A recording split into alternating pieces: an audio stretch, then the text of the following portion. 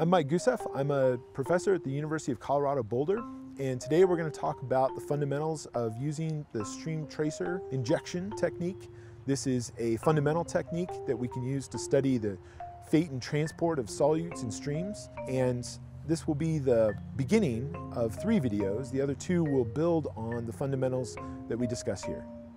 Stream tracer experiments are only as powerful as the data that's collected from them. We add or inject tracers to stream water to label that stream water. And the goal often is to figure out how long it takes or how it moves from one point to another, and potentially how it's been transformed between those 2 locations. In stream tracer experiments, we collect breakthrough curves of the tracer concentration downstream. These are temporal records of how that concentration changes at a defined sampling location.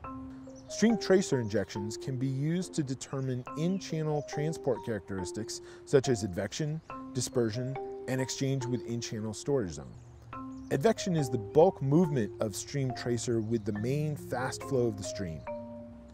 Dispersion occurs due to real-world differences in velocities, which causes some tracer to move ahead of the bulk flow and some of it to lag behind the bulk advection of solute. Exchange of stream water and tracer between the main flow and in-channel hydraulic dead zones like eddies, for example, further delay the downstream transport of solute, resulting in a characteristic tailing of the tracer breakthrough curve. So when we look at a reach like this, we expect hyporheic exchange, or the movement of water between the channel and the subsurface, to potentially move between breaks and slope. So the breaks in the slope as we move downstream are at these steps and pools. The water can infiltrate underneath and come back up to the channel.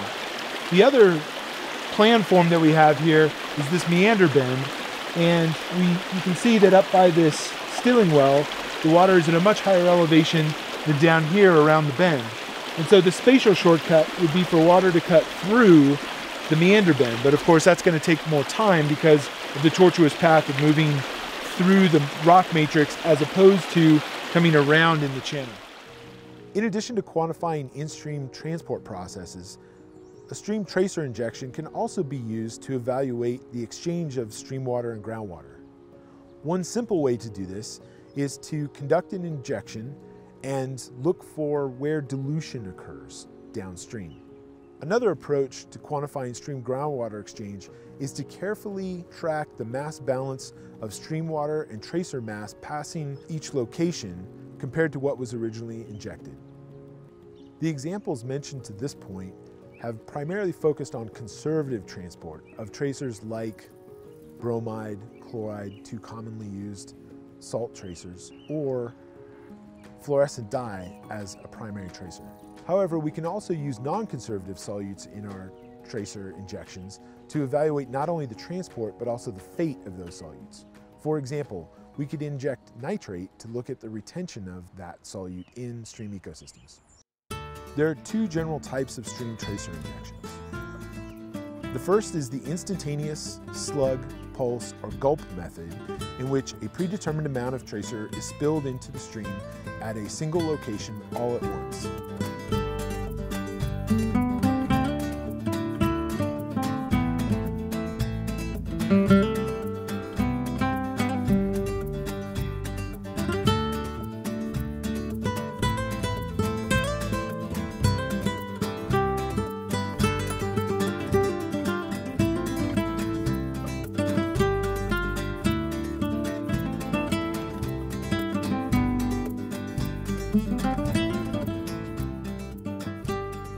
Ideally, this approach labels one parcel of water, and sampling downstream, either in the stream or in hyporheic wells, will then tell us whether, how much, and when that parcel of water arrived at that location.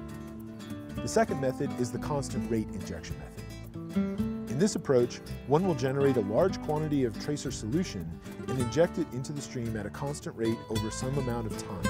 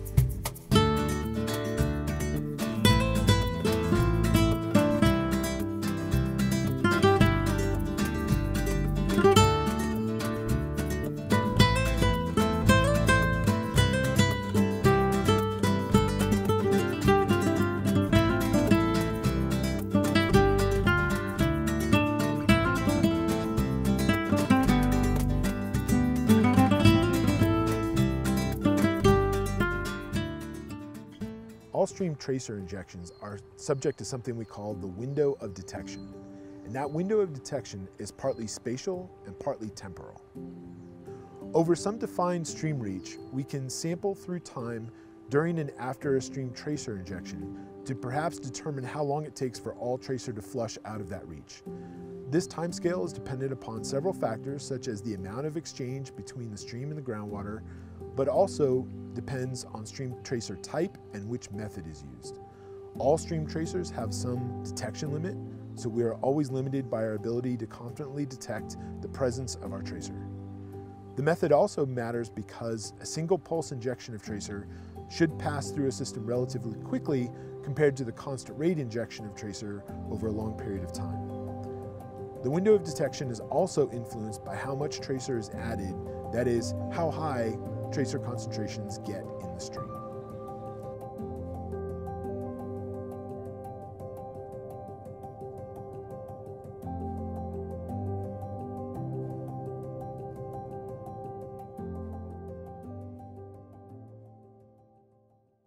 The method of stream tracer injection you choose to use will depend on your objectives and your need for a specific window of detection.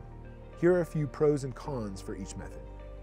The pros of the pulse injection include we have a known mass that's injected, it's easy to execute, we just mix and pour, it's a fairly quick technique, and we label just a single parcel of stream water. The cons of the pulse injection method include peak concentration and timings at downstream locations can be difficult to predict. Thus, a tracer can move faster than expected, and it can be difficult to keep up with reasonable sampling rates to sample the breakthrough curve adequately. In addition, the technique labels only a single parcel of stream water, which may not help you achieve your objective. Now let's talk about the pros and cons of the constant rate injection method. The pros of the constant rate injection method include tracer arrival at downstream locations is more gradual than in the instantaneous injection. Many parcels of water are labeled. A steady state profile of tracer concentration is achievable after an extended time of injection. And we can identify processes or timescales that the pulse method cannot. The cons of the constant rate injection method include it requires more equipment, pumps, batteries, etc. It requires a reservoir of tracer solution, and if your injection time scale is long enough, it may require multiple reservoirs. Ultimately, you'll have to find a way to ensure that you have the same concentration in each of these. Many parcels of water are labeled, which may or may not be advantageous to your objective. It requires more sampling than the pulse method. It is also very sensitive to changes in stream discharge, which may occur during the injection. And the total length of time of sampling can vary depending on how long it takes for all tracer to flush out of the reach. Regardless of which method you choose to use, here are a few best practices. You want to be prepared to collect a robust data set, and often we don't know what the questions about interpretation are going to be until long after the fieldwork is complete. It's very helpful to measure stream discharge at least one location many times during a stream tracer injection. When planning a stream tracer injection, it's important to estimate how much tracer mass you're going to need to achieve the signal you expect downstream. You can also use this spreadsheet tool to estimate the tracer concentration and injection rate required for a constant rate injection. If conducting a constant rate injection, you'll have to balance pump rates, volumes of injectate concentration to ensure that all are feasible with the equipment you have. Ideally, you want instantaneous and even mixing across the width and depth of your stream channel. To achieve this, try to inject just upstream of a turbulent constriction to promote mixing. If conducting a constant rate injection, it is best to be prepared to measure the injection rate somehow and how that may change with time. We recommend using a graduated cylinder to capture the injection flow for 15 seconds, read the volume, record both, and dump that injectate into the stream, and then give your graduated cylinder a rinse. Be sure that stream sampling occurs from the thou wag. Establish a sampling frequency across the field team. Plan to have communications across all field sites.